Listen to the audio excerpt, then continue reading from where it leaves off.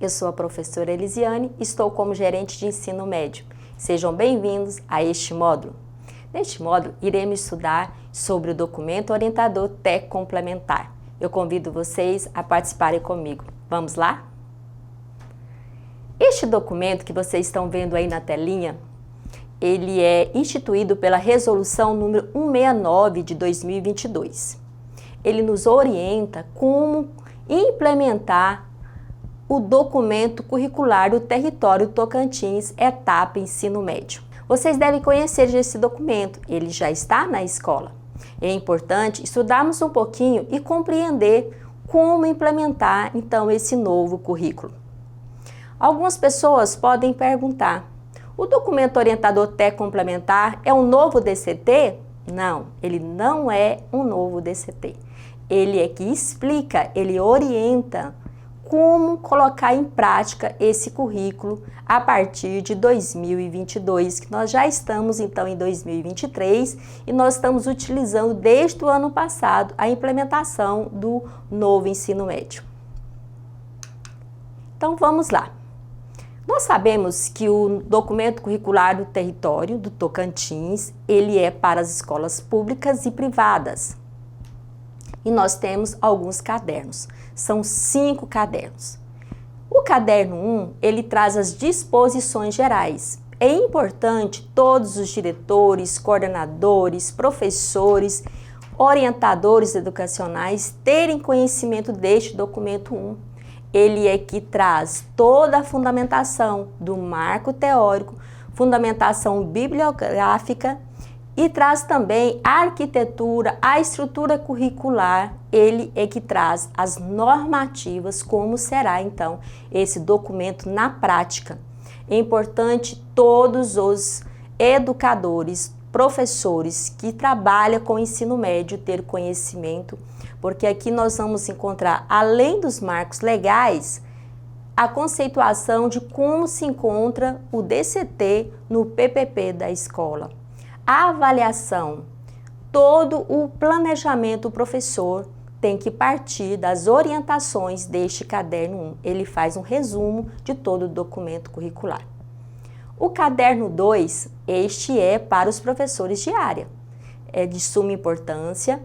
Além dos anexos que nós já conhecemos, os anexos a gente utiliza muito eles no nosso planejamento de aula. Mas é importante, professor, de cada área conhecer o seu documento. O documento que vai trazer informações específicas da área e do componente curricular. Então a gente reforça mais uma vez que nós devemos primeiro partir da leitura, compreender como que trabalha a área, como trabalha as competências e habilidades a partir desse caderno número 2 e seus respectivos anexos.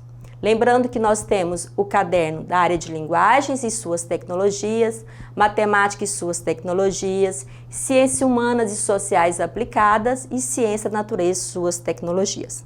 Lembrando que no ensino fundamental eu vou falar linguagens, no ensino médio a gente já traz e suas tecnologias. Por que disso? Porque nós temos mais uma a competência que fala do termo específico de como trabalhar, então, na competência as tecnologias. No próximo slide, nós vamos ver aí o caderno 3. O caderno 3, ele vai trazer as trilhas de aprofundamento.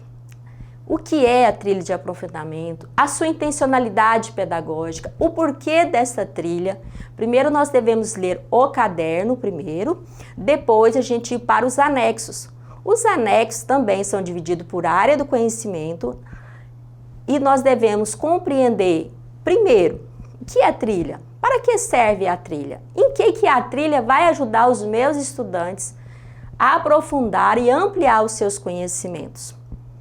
O caderno 4, nós vamos encontrar o tema eletivas e projeto de vida. Importante também esse caderno 4, todos os professores das escolas, tanto da formação geral básica como dos itinerários, conhecer a intencionalidade das eletivas e do projeto de vida. O caderno 5 fala sobre o itinerário formativo da formação técnica e profissional. Este caderno traz informações muito importantes, como então o estudante fazer um curso que ao mesmo tempo ele tem uma formação geral e ele também sai habilitado com uma formação técnica e profissional. Todas aquelas escolas que já ofertam os cursos técnicos, muito importante fazer a leitura deste caderno, e aqueles também que querem trazer um curso de formação técnica para a sua escola. Então eu convido, portanto, vocês a lerem os 5 cadernos para compreender melhor esse novo currículo. Neste documento também traz as principais mudanças no currículo do ensino médio do território do Tocantins. Quais são as principais mudanças? Área de conhecimento, trabalhar por área de conhecimento, as 4 grandes áreas. A formação geral básica, ela consolida e amplia as aprendizagens. Enquanto nos itinerários formativos, que é uma parte mais flexível, onde o estudante pode fazer as suas escolhas, ele vai ampliar e aprofundar as aprendizagens. Tem que deixar isso muito claro, né? Que a formação geral básica, ela tem um limite hoje de 1.800 horas, a gente não pode passar desse limite. E nesse momento da formação geral básica, a gente consolida o que o estudante trouxe de conhecimento do ensino fundamental e a gente amplia no ensino médio. No itinerário formativo, né, além de ampliar, trazer mais conhecimento, nós vamos aprofundar a aprendizagem naquela área de conhecimento que o estudante fez a sua escolha. O importante, então, ter clareza para nós. Esse documento, ele traz bem claro essas principais mudanças para a gente compreender o que cada bloco vai trabalhar dentro das unidades escolares. O desenvolvimento profissional dos estudantes, né? Nós já vimos aí o caderno 5, ele fala que o estudante, elabora que o estudante pode fazer um curso profissional técnico. Então, esse novo currículo também dá essa possibilidade dele fazer um curso técnico concomitante, né, com a formação geral básica. E, além do mais, ele pode depois seguir uma carreira educacional superior ou então ele ir para o mercado de trabalho. Uma carga horária maior, nosso currículo ele tem 5 horas de efetivo trabalho, aulas presenciais e não presenciais. Temos mais mudanças nesse currículo do ensino médio para o território. Lembrando que todas as vezes que eu falo território, eu digo que é para as escolas públicas e escolas particulares. O ensino e aprendizagem por competências e habilidades. Isso já não é novidade para nós, mas no DCT ele traz com bastante ênfase à luz da BNCC. Então nós encontramos ali cada área de competência, cada área de conhecimento, as suas competências e as suas respectivas habilidades, além das 10 competências gerais, né, que desenvolve toda a educação básica. As competências socioemocionais, tão importantes e tão faladas ultimamente, esse novo currículo traz. E a gente orienta que as competências socioemocionais sejam trabalhadas durante todos os componentes curriculares e também dentro do projeto de vida. O projeto de vida, as aulas de projeto de vida é um espaço, né, que a gente entende que ali a gente pode ter um tempo maior, um espaço maior para a gente trabalhar essas competências tão importantes para a formação integral do cidadão. Os temas contemporâneos transversais já não é muita novidade, mas já é uma herança que a gente traz dos PCN. Então nós vamos discutir meio ambiente, economia, saúde, cidadania, civismo, multiculturalismo, que foi acrescentado, ciência e tecnologia. Vocês observam que o que veio já dos PCN, a gente agora dá mais ênfase que todo o nosso trabalho tem que passar por esses temas contemporâneos, porque são temas que estão no nosso dia a dia da sociedade. Então, o que está fora do muro da escola, a gente tem que trazer para dar contextualização e dar sentido para que o estudante entenda por que ele está aprendendo dentro da escola vai servir para a vida dele lá como cidadão, cidadã nas suas práticas sociais. Os projetos integradores vêm com muita força também. Nós temos para nos auxiliar neste trabalho os livros didáticos, né, do programa PNLD, nós fizemos em 2022 as nossas escolhas e hoje tem aí um grande, né, material para nos auxiliar durante esses projetos integradores. Lembrando que eles nascem da necessidade das escolas. Nós não podemos fazer um projeto que não tenha sentido para aquela comunidade local, para que traga mais interesse e também que tenha uma intervenção social. Diante dos projetos integradores, eu vou pensar em sociedade. O que dentro da escola podemos integrar os saberes e promover uma mudança sociocultural na comunidade, fazer intervenção. Diante do projeto dos integradores, a gente trabalha então aí o protagonismo dos estudantes. O protagonismo dele ter mais voz, dele ter mais fala, dele ter mais atitude, dele praticar mais o que é ensinado em sala de aula. O protagonismo dos estudantes não podem ser apenas para fazer uma acolhida, para fazer uma dança, um teatro, uma exposição. É muito mais do que isso, né? Ele tem que ver sentido nas aulas para que ele possa fazer intervenção, que ele possa opinar, que ele possa compreender, que ele possa ajudar a comunidade a se desenvolver. Então, o protagonismo, ele vai avaliar cada habilidade, cada potencialidade que cada estudante tem e aí ele vai se desenvolver como cidadão. Muito importante esse protagonismo dos estudantes, além das apresentações culturais que a gente já fazia, agora intervenção sociocultural. Organização curricular dos itinerários formativos. Então, a Base Nacional Comum Curricular, ela traz que o ensino, a educação da etapa ensino médio tem que ser dividida em duas partes. A formação geral básica, que eu já disse que a gente consolida as aprendizagens e amplia as aprendizagens. Enquanto nos itinerários, eu vou ampliar e aprofundar os conhecimentos de acordo com a habilidade, a potencialidade do estudante. Então, nessa parte dos itinerários formativos, que é uma parte mais flexível, né, eu tenho aí o projeto de vida, as eletivas, as trilhas de aprofundamento, o itinerário formativo de formação técnico profissional e as unidades curriculares integradoras para o regime de tempo integral e de alternância. Então, esse conjunto de ações, que nós vamos falar conjunto de unidades curriculares, forma o itinerário formativo do estado, do território do Tocantins. E como que está organizado, né, essa unidade curricular projeto de vida? A sua operacionalização dessa unidade, a gente divide em 3 dimensões.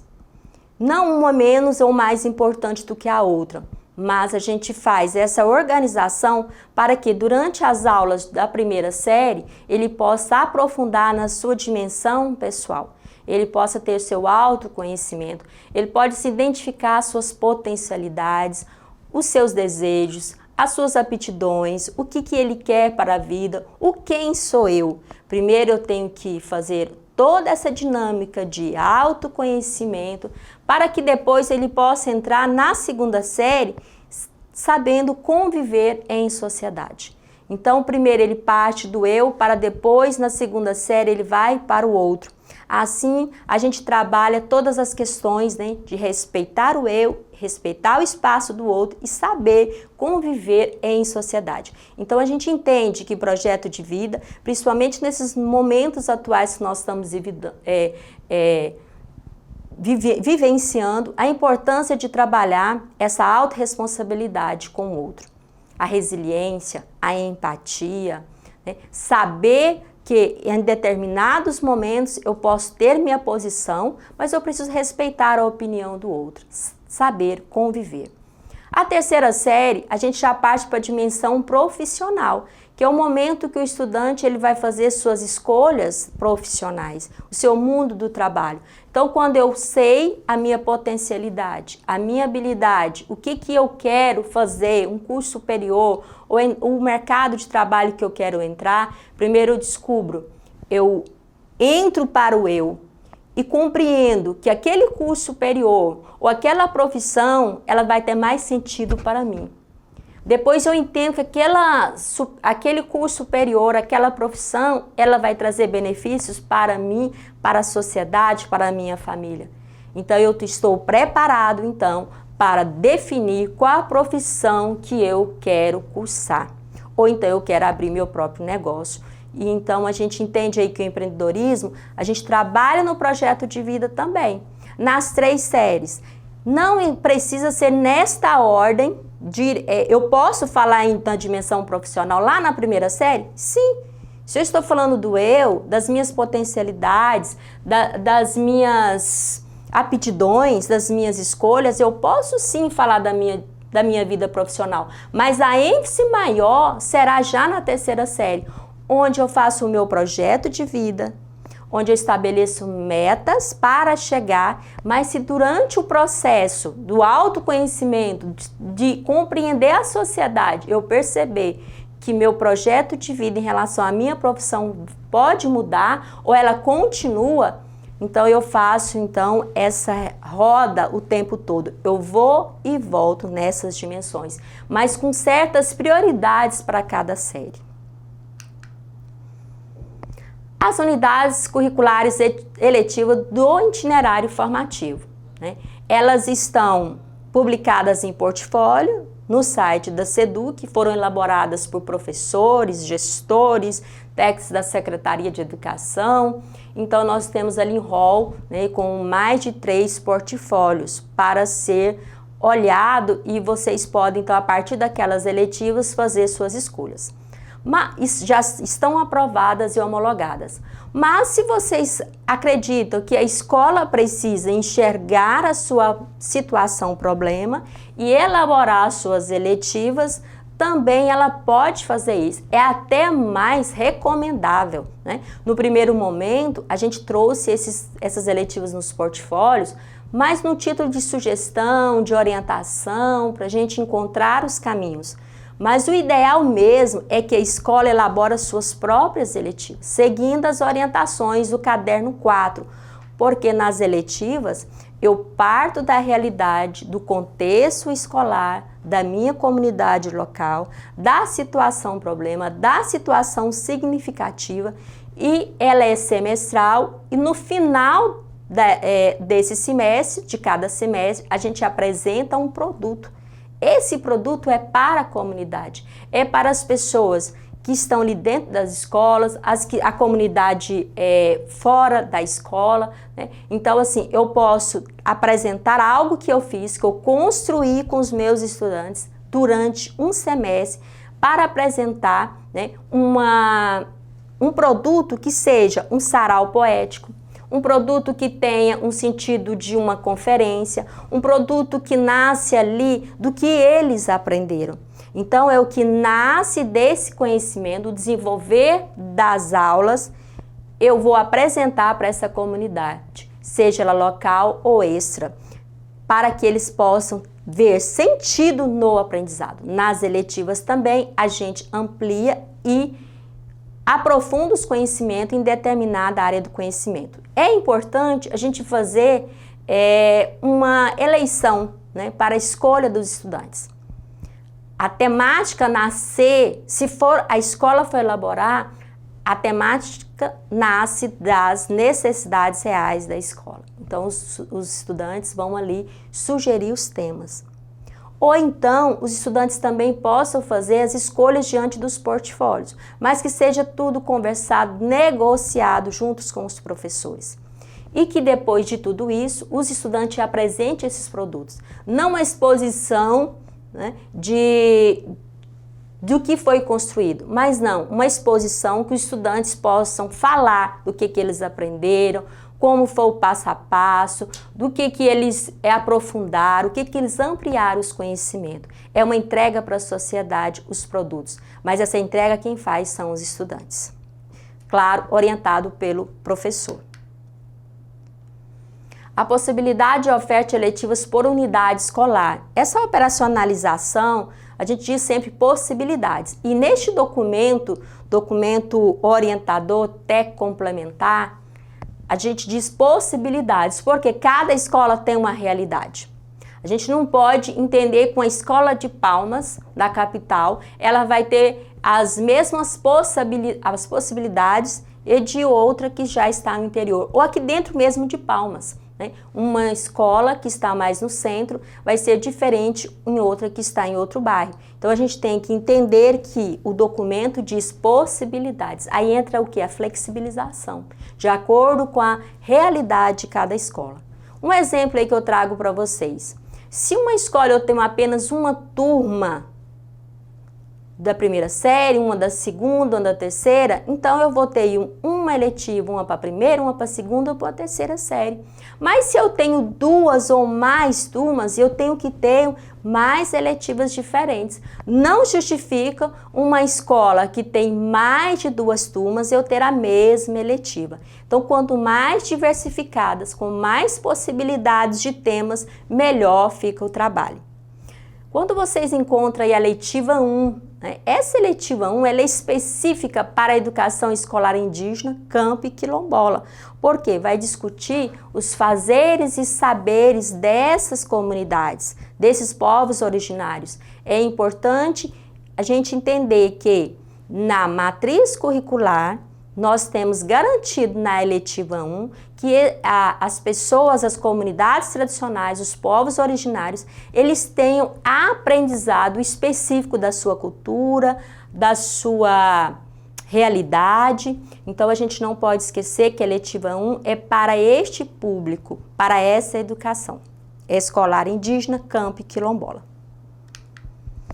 Então eu trago aqui para vocês um exemplo como ficaria a enturmação, as possibilidades. Lembrando que são possibilidades. Eu disse no slide anterior que a gente não fecha diante da capacidade de oferta. Por isso que a gente fala em possibilidade. Eu trago o exemplo 1 aí de enturmação entre turmas seriadas nas modalidades campo, quilombola e indígena.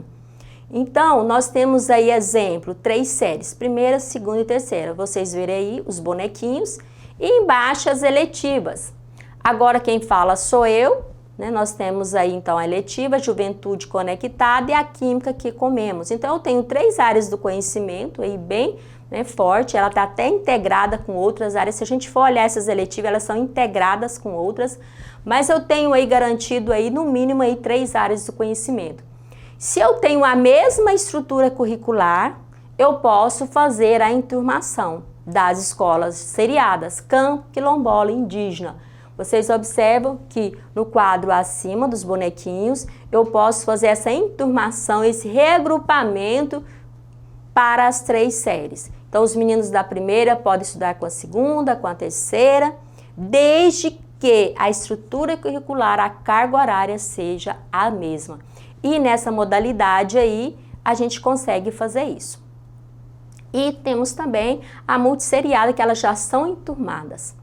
O exemplo 2 traz uma enturmação entre turmas de primeira série das escolas urbanas seriadas, a nossa realidade, né? Então eu tenho aí primeira série, primeira e primeira. Por que que eu trouxe aí então 3 turmas, primeira, primeira e primeira?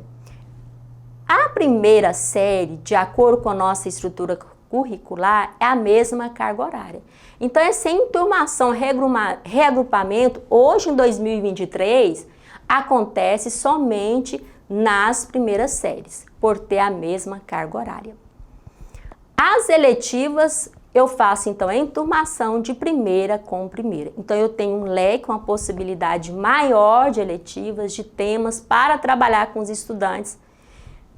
Então, eu posso fazer essa junção, esse reagrupamento, desde que eu contemplo isso dentro do planejamento escolar e eu consigo fazer esse horário de aula.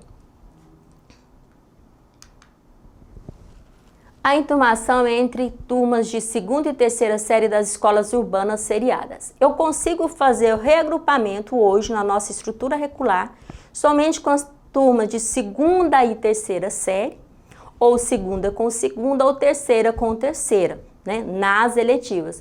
Também devido à carga horária ser a mesma. Então, se eu tenho ali mais de 2 turmas, é interessante que a gente consiga fazer esse reagrupamento para que a gente possa ofertar, então, o maior número de eletivos. Lembrando que o período noturno, muitas vezes a gente não consegue fazer isso, e é justificado, né? Na educação de jovens e adultos também.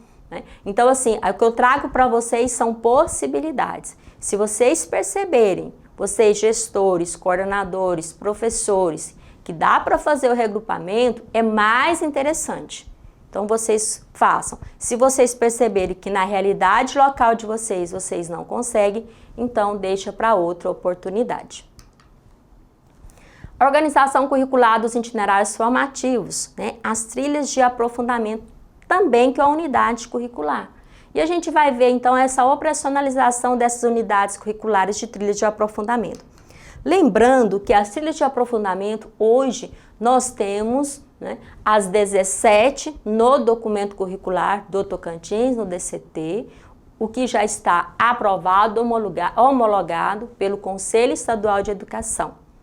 No entanto, eu chamo a atenção aqui de vocês que o DCT deixa bem claro, e o próprio documento que nós estamos trabalhando hoje, ele diz que as escolas poderão fazer suas trilhas, assim como elas podem elaborar suas eletivas. No futuro bem próximo, a escola poderá fazer suas trilhas. O porquê disso? Porque vocês vão conseguir trazer para a realidade escolar, para o contexto local, regional, onde a escola está inserida. Então é importante sempre lembrar que vai chegar um momento bem próximo aí que a escola poderá elaborar a sua trilha. Elisiane, eu já posso elaborar a minha trilha? Pode. Desde que você já vai elaborando e depois passar pela aprovação, homologação até do conselho, você poderá colocá-la em prática.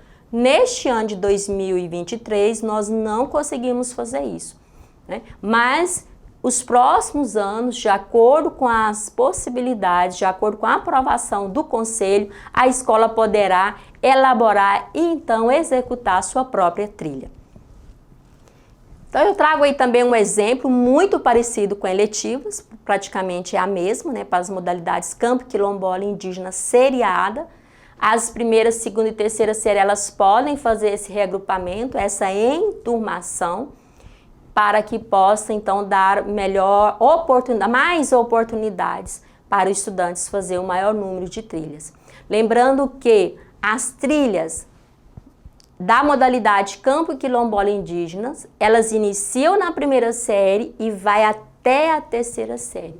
Por quê? Porque elas são trilhas integradas. Elas estão integradas com mais de uma área de conhecimento.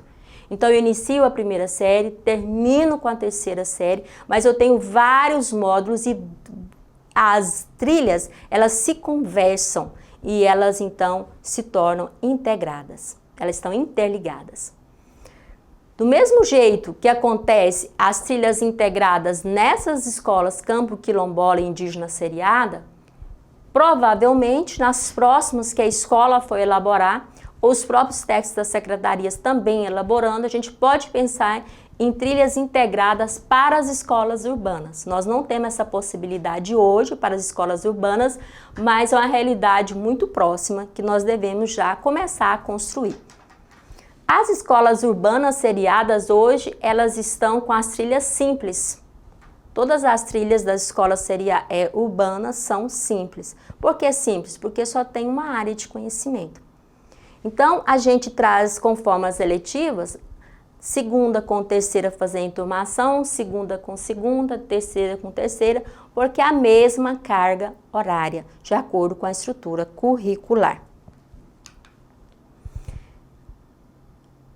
Passamos agora para o itinerário formativo, formação técnica e profissional, que também é um itinerário formativo, né, para aquelas escolas que já ofertam, e também o estudante poderá fazer o itinerário formativo, formação técnica e profissional em outra instituição, seja ela pública ou privada. Para isso, nós estamos construindo os documentos normativos para que o estudante possa fazer seu itinerário formativo da formação técnica, onde ele achar que tem condições para estudar. Isso está em elaboração de normatização, mas as escolas que hoje do estado que oferta a formação técnica já podem, né, continuar trabalhando a formação geral básica e o aprofundamento em formação técnica. As orientações para esse itinerário formativo vocês encontram no caderno 5, com maior detalhamento. as organizações gerais para a operacionalização do DCT nas escolas. A partir da reformulação do PPP, muito importante, todos os diretores de escola, coordenadores, entender que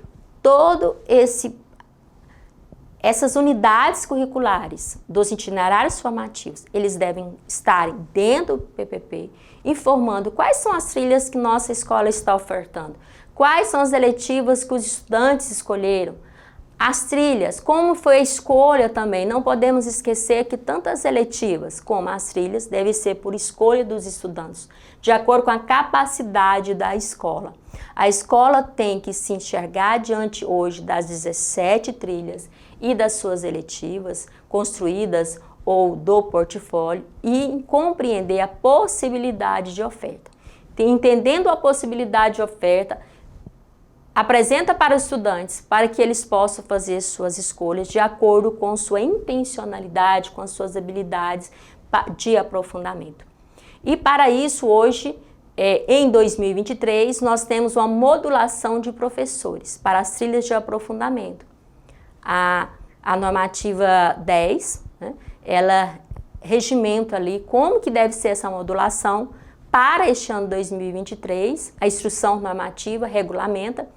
Este ano, esta instrução, como vocês, daqui a um tempo, vocês poderão estar fazendo suas próprias trilhas, né? De repente, a gente muda essa modulação para atender a realidade. Mas hoje é a modulação para o Estado, é a instrução número 10. As escolas particulares têm essa abertura para fazer as suas escolhas das suas trilhas de aprofundamento, as suas eletivas, a sua modulação. Então, para as escolas particulares, eles têm, então, essa liberdade, neste momento, de fazer sua modulação, e as escolas do Estado seguem, então, a instrução normativa número 10. Aulas não presenciais. Essas aulas não presenciais, as diretrizes curriculares nacionais de 2018, ela diz que as aulas do ensino diurno poderão ter até 20% de aulas não presenciais, mediadas ou não pela tecnologia. As aulas do noturno, elas podem ser até 30% das aulas não presenciais. E na EJA, Educação de Jovens e Adultos, nós podemos ofertar até 80% das aulas não presenciais. Então, hoje, as estruturas curriculares do Estado do Tocantins, da rede estadual, ela traz uma carga horária lá, atendendo às diretrizes curriculares. Assim também com as escolas particulares, também devem atender suas estruturas curriculares que devem ser aprovadas pelos conselhos estaduais de educação. E deve passar pela regional todo esse processo. Então, nós temos aulas não presenciais hoje, mediadas, né, por tecnologias ou não, e fica, então, de acordo com a realidade e a necessidade de cada instituição. Nós estamos atualmente trabalhando sobre as normativas de mobilidade escolar, sobre a avaliação da aprendizagem, sobre a normativa histórico-escolar, certificação, diploma, né? Aproveitamento de estudo, educação notório saber, educação à distância, para a gente fazer a normatização. Estes documentos que eu acabei de falar, a gente vai tentar fazer isso até o final desse semestre, para que tenha segurança que o estudante possa fazer essa mobilidade escolar dentro da própria escola, de uma escola para outra, de um estado para outro. Aqui está, então, as nossas referências bibliográficas que nos ajudaram a elaborar, a construir o DCT e, consequentemente, elaborar o documento orientador técnico complementar, que é este que nós estamos abordando neste momento. O documento orientador técnico complementar este que nós estamos estudando, ele estará disponível para vocês na biblioteca do Moodle, né, que nós estamos aí apresentando para vocês. Hoje nós estudamos sobre a etapa ensino médio, como a implementação do DCT. Este documento ele já está nas escolas e vale a pena, é importante, recomendo, né, oriento e sugiro que vocês leiam esse documento orientador, que ele faz técnico complementar, que ele faz todo um resumo, né, de como implementar o DCT na prática, na sala de aula. Então, muito obrigada, espero ter contribuído com a formação de vocês. Até breve.